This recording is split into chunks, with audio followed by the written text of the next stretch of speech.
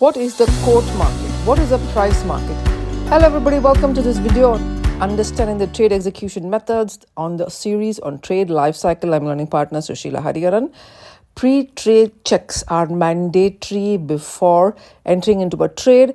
I've already uploaded a video on understanding the pre-trade checks that are needed in order to understand what are the checks and balances that the investment bank or the hedge fund has to initiate so that the investment bank or the hedge fund is in complete control of its cash and bank balances, investment portfolio, as well as operations on credit risk and market risk.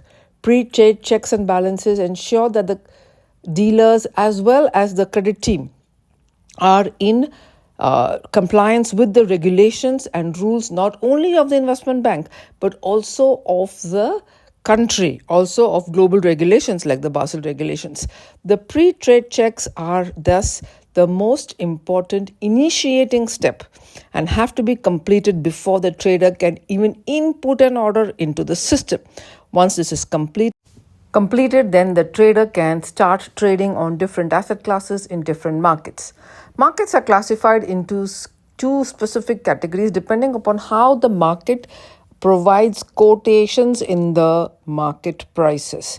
The first one is the quote markets, Quote. Quote markets are where the investment bank or the hedge fund continuously provides quotations on the underlying traded asset. And what is a quotation? A quotation means that the trader is giving a two-way price for the underlying asset. Quote markets are robust. These are typically OTC markets, and they are providing continuous liquidity by willing to do both a buy or a sell on the underlying markets. In the quote market, including markets like foreign exchange markets and money markets, there is a continuous bid-ask quote given on the underlying asset. For example, the bid price is the price at which the trader is willing to buy the underlying asset. The ask is the price at which they are willing to sell the underlying asset. And the difference between the bid and the ask is called as the spread. Quite naturally, you will all buy at a lower price than at which you will sell at. The bid quote also follows the same logic. The bid quote is always lesser than the ask quote. So if some question comes to you for an interview as to why the bid quote is lesser than the ask quote, it's quite natural that as the price maker, as the one who is giving the quotation, the investment bank or the hedge fund or whoever is the trader over there is willing to buy at a price that is lesser than the price at which they're willing to sell at.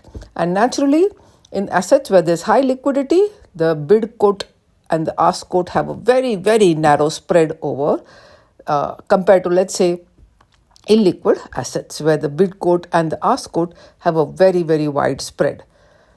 Let's take into consideration my favorite two entities, a hedge fund that is looking to trade in the markets and a corporate that is also looking to trade in the markets. These two entities are called as counterparties to the trade. Okay. Now, as of now, we don't know whether they're counterparties yet because they have not yet initiated into the trade. They have not yet signed off on the contract. They become counterparties to the trade only after the order has been executed. So, order placement, order matching, order execution, and after the order is executed, we started the whole trade life cycle in the case of most of the markets that we are talking about. So there is a hedge fund that's looking to give quotations or trade in the currency pair Euro USD, and KH Inc. also is an entity that is looking to trade in the same currency pair. Let's understand this. Hari Hedge Fund gives a quotation of a particular currency notation on the currency pair of EUR USD. Over here, as you can see, EUR is the base currency and USD is the reference currency, and the rate given is 1.2565. There's a hyphen in between and 1.2572 for a lot size of $10 million. So we're talking about the interbank foreign exchange markets over here. They'll buy Euro, EUR, at 1.2565 and they are willing to sell EUR at 1.2572, giving a very, very narrow spread of just 7 pips, okay, between the buy rate and the sell rate. So the fund over here, listen, The fund over here is giving a price at which they're willing to buy and they're willing to sell. That means they are willing to trade in the currency pair euro dollar. Is this a buy order? Can you see over here anywhere that Hari Hedge Fund has told that this is an order to buy the underlying asset? Is that mentioned anywhere? If you look at the quotation again and again, review it. See the quotation that's been given. Is it mentioned over here that Hari Hedge Fund wants to buy 10 million euros over here? No, it is not mentioned over here. Is this a sell order? Okay. Is it a buy order? No, definitely not. Is this a sell order? Can you see? Go through the contract again. Check it out. It's just a quotation. Okay. The quotation will only reflect what they want to do. All right. They're willing to give quotations and they're not telling you what they want to do. They want to only give quotations as like they're willing to do both a buy or a sell. So that it's not a buy order, there's not a sell order, it's a continuous price quotation market. Is this clear? On the other hand, in an order market, also called as a price market, these are mostly stock exchanges, commodity exchanges, etc. We have to clearly mention what we want to do. Whether it's a buy order or a sell order, etc., will be clearly specifically mentioned in the order market. There is no concept of bid-ask quotation over here. So in the quote market, there is bid-ask quotations continuously flooding the market. Who gives the quote is the price maker. Who takes the quote is the price taker. On the other hand, in the case of the order market, which is largely where retail participants are there, like stock exchanges, some of the times even the commodity exchanges, etc. The exchange, which is a centralized trading platform, is flooded with orders. And then the exchanges has the responsibility to match these orders. It is very clearly mentioned whether this is going to be a buy order. When you input an order into your app for trading into securities, it's very clearly mentioned whether you want to trade, whether you want to buy or whether you want to sell. Again, you have options, whether it's a limit order or a market order. So under buy orders, you can buy it at a particular price as defined by you. If it's a market order, you can mention the latest market price. Similarly, in the case of sell orders, it could be a price limit or it could be I have to get it at this particular price. Okay.